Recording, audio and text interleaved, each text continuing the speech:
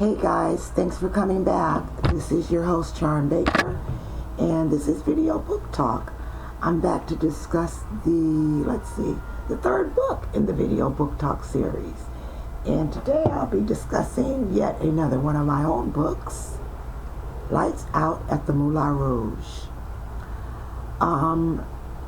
Lights Out at the Moulin Rouge is actually my latest novel. I wrote it in 2017, and it was used as an entry into the 2017 National Novel Writing Competition. So the book that I wrote that month is Lights Out at the Moulin Rouge, and I was able to successfully complete it within that 30-day period. So this, as well as the first book that I mentioned, Skipping Childhood, is a product of National Novel Writing Month, and it is yet another novel that I am proud of for that reason. Lights Out at the Moulin Rouge is a historical work of fiction.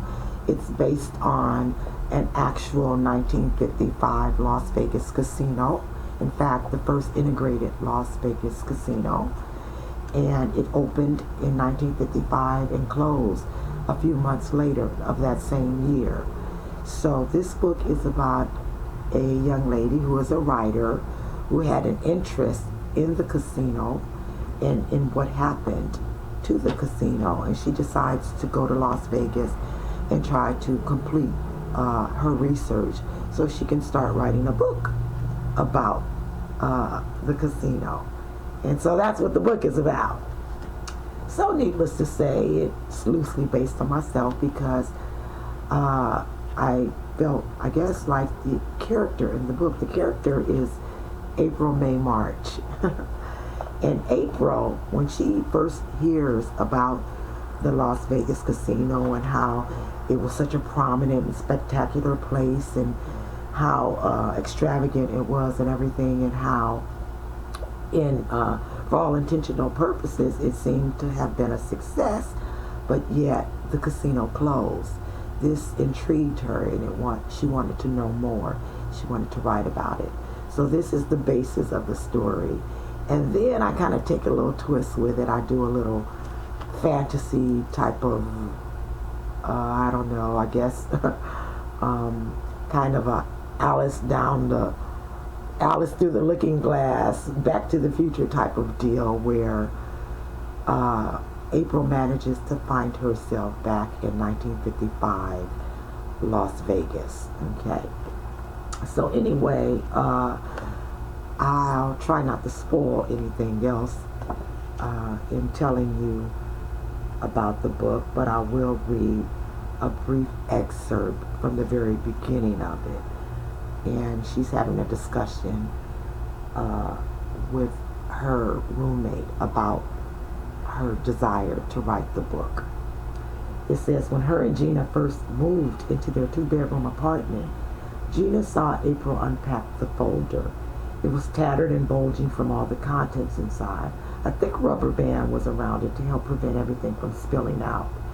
April held onto the folder carefully as if it was something fragile, and she was afraid of breaking it. And Gina coaxed the folder out of her hand and read on the outside of the folder and asked, "What's Moulin Rouge? And why are you acting like this raggedy old folder is a newborn baby or something?" April gave her a quick rundown about the 1955 casino and what she had learned from Adam's dad. She told Gina how much the story had intrigued her and yet baffled her. She noticed how Gina listened with the same wide-eyed wonder that she herself had felt when she first heard about the casino's history. Gina was incensed when she spoke. "Are you freaking kidding me? So you mean to tell me that this place was the first racially integrated casino in Nevada, was a raving success, everybody and their mama was flocking to it, but it shut down in less than a year? If that ain't some bullshit, I don't know what is." And that basically is the demeanor or the tone of everyone in the book who comes to understand what the Moulin Rouge was and what it stood for.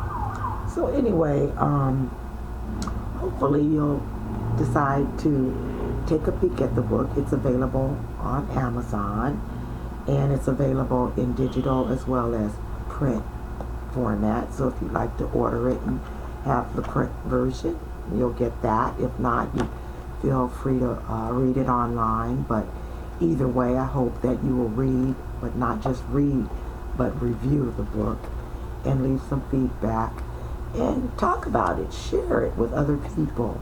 Not only is I feel it's a good book, but it's definitely a very intriguing story and piece of Black history. So thank you for listening, and thanks again for tuning in to the channel. I hope you have already subscribed to the channel. If not, feel free to click the subscription button and do so. And also, if you're an author and you have a book of your own that you'd like to have me talk about here on the Video Book Talk series, I'd be more than happy to share it with the audience if you send me your information. And you can do that by visiting my website, charmbigger.com, and of course by following and reaching out to me on social media. So thanks again for listening. Until the next time, let's talk books.